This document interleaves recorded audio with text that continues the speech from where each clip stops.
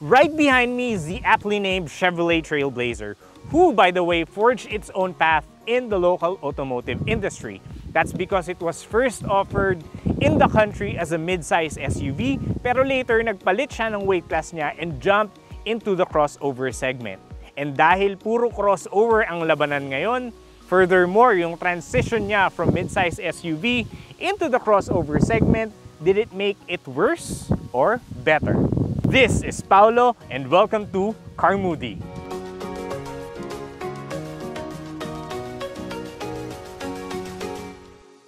So here at the front, the Chevrolet Trailblazer wears an aggressive-looking radiator grille na finished in matte black. Providing contrast to that is the chrome trim right here that is complemented by, of course, the iconic bow tie badge na meron din siyang chrome elements surrounding the actual emblem. Okay? Now, to each side, meron siyang light clusters na kung uumpisahan natin dito sa taas, meron siyang halogen turn signals, daytime running lamps in LED, meron din siyang halogen projector headlamps, at sa baba nun, halogen projector fog lamps. Additional notable features, itong brushed aluminum accents niyan that can be found on almost all of the angles of this crossover. Now, ito, front end pa lang yan, yung pinag-uusapan natin. Now, let's see what it has to offer onto the side. Now, we're onto the side of the Chevrolet Trailblazer, and as you can see, na-retain niya yung SUV DNA niya kahit na lumipat na siya or tumalo na siya sa crossover segment. It wears 17-inch two-tone wheels that are wrapped in 225/60 tires. Okay? Para medyo mas muscular talaga and mas maporma yung itsura niya.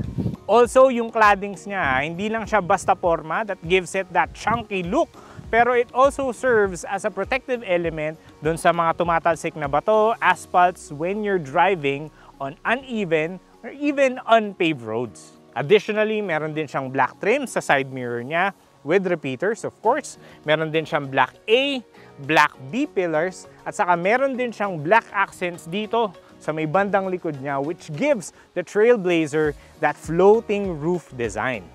And while we're here at the roof, meron din siyang black accent na may silver appointments dito sa kanyang roof rail na makikita natin or sinabi natin na makikita natin all over this crossover. So overall, maganda and maporma yung itsura niya when you look at it here onto the side. Now, tingnan naman natin kung ano yung nasa likod niya.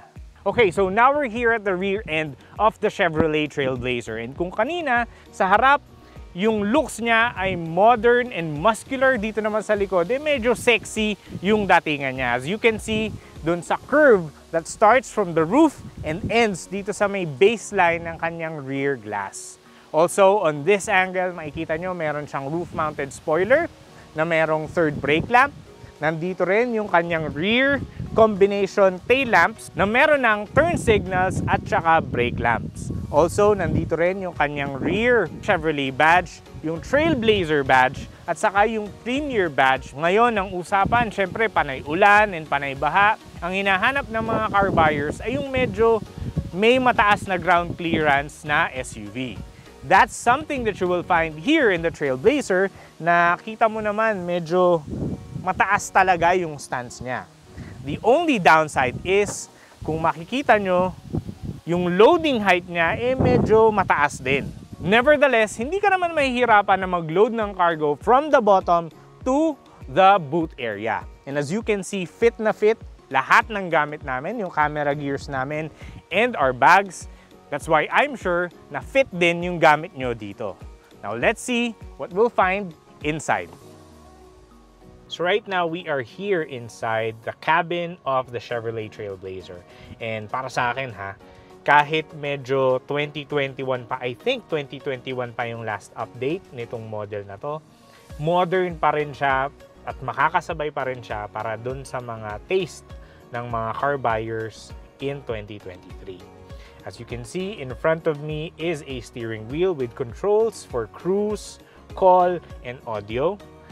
Past that is a instrument cluster that combines both analog and digital gauges. Meron din siyang 8-inch infotainment system na can be considered, even for today's standards, na responsive and user-friendly. So, madali mong maintindihan yung interface niya, saka mabilis siyang mag-respond sa touch controls mo.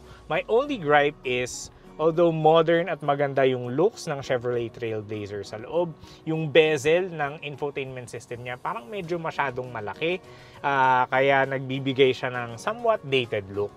Meron siyang physical knobs para ma-select mo yung air conditioning controls.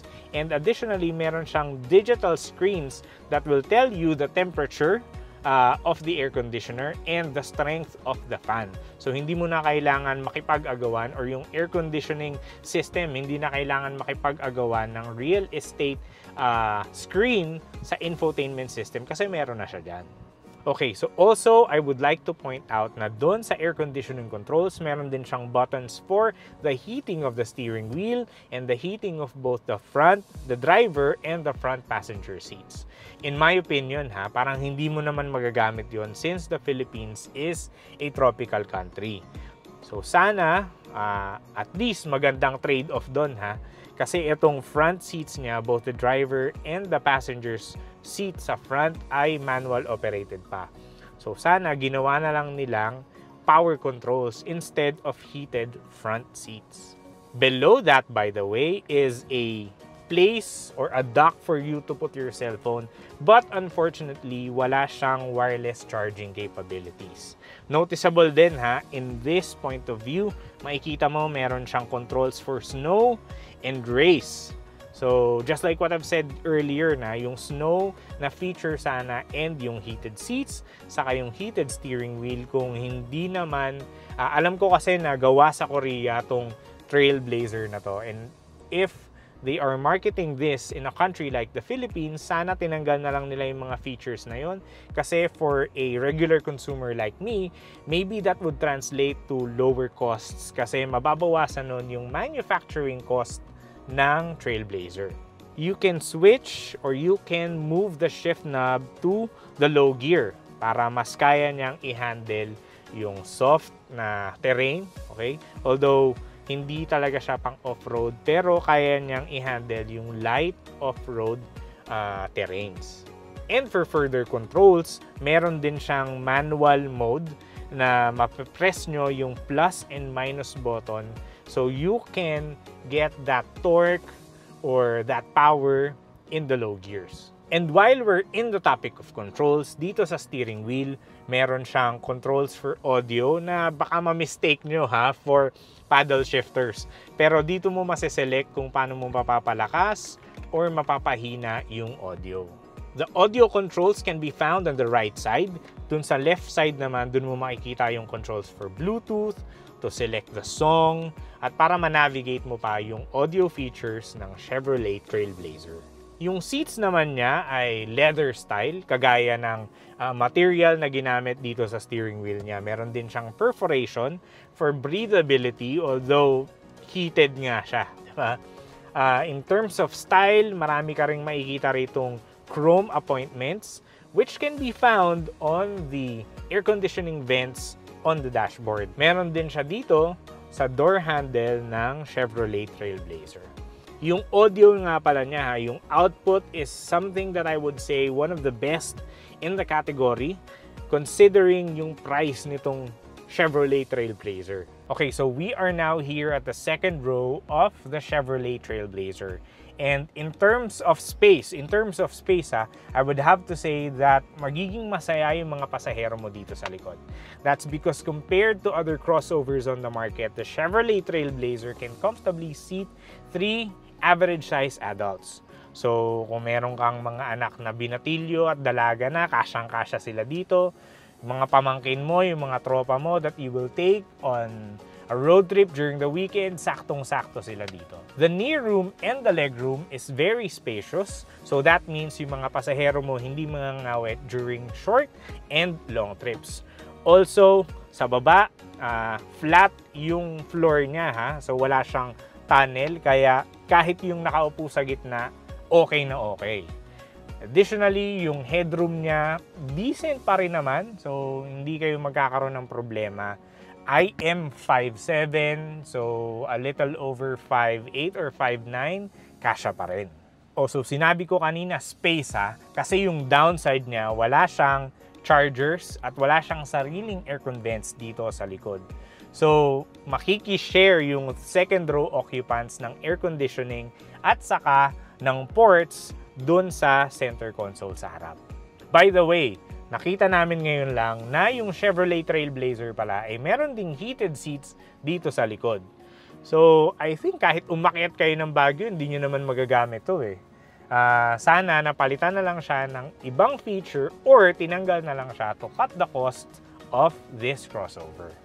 Now that we've seen what features the Chevy Trailblazer has to offer outside and inside, it's now time to take this car for a spin.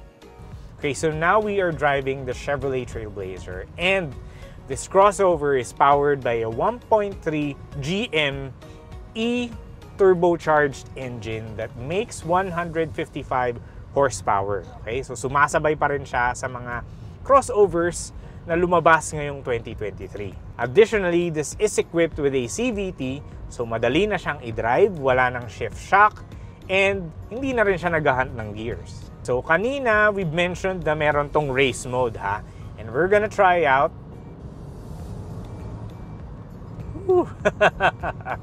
that specific mode. So kita nyo naman medyo peppy naman at spirited yung acceleration while on that mode, which would help you siguro when you're overtaking and when you're driving in high-speed conditions. In terms of fuel economy naman dito kami actually mas natuwa sa Chevy Trailblazer kasi on highway nakakuha kami ng 18 kilometers per liter on normal driving conditions. Hindi pa nga kami hindi pa kami conservative sa pagdadrive nun. So that is an impressive figure already. What's even better nung traffic sa SLEX saka sa EDSA, alam naman natin itong umulan, baha, we're weak locked in on bumper to bumper traffic at around 9 kilometers per liter. Ayos, 'di ba? Para naman sa mga safety oriented drivers dun sa laging sakay yung mga asawa at mga anak nila, hindi yung mga asawa at anak yung asawa at mga anak nila, the Chevrolet Trailblazer would offer a suite of safety features like ito, collision detection system, meron din siyang forward collision system, front pedestrian detection para yung mga dumadaan makikita nyo or ma-alert kayo, meron din siyang lane change alert, park assist, meron siyang, of course, rear camera assist with symbols and rear cross traffic alert on top of the basic safety features na ino-offer ng crossover na to. Kasama sa mga standard safety features niya ay ang ABS, EBD, Hill Start Assist at saka rollover protection. Meron din siyang fading brake assist, panic brake assist, lane keeping assist, saka blind spot monitor. Meron din siyang forward collision alert, lane departure alert, saka cross traffic alert. In terms of pricing naman, the Chevrolet Trailblazer is offered in two variants, yung LT saka yung Premier. Yung LT yung lower variant and yung Premier itong model na minamaneho natin. The LT is priced at 1.5 million pesos while the Premier has a sticker price of 1.7 million pesos. Para sa akin yung pricing nitong Chevrolet Trailblazer is competitive enough even when compared to some crossovers on the market today. So there you have it, our review of the Chevrolet Trailblazer. Now to answer our question earlier, para sa akin, yes, hindi pa rin pahuhuli ang Chevrolet Trailblazer ngayong 2023 because of its advanced technological features, yung driver assist features niya, yung looks niya, syempre, and yung overall na dating ng crossover na to. Moreover, yung transition niya from mid-size SUV to crossover, naging okay siya, especially for city dwellers kasi mas naging nimble yung sasakyan and at the same time, mas naging better siya at overcoming the streets of the metro. And also, while you're at it, make sure to subscribe to our YouTube and other social media pages. Again, this is Paulo, and we'll see you on the next episode.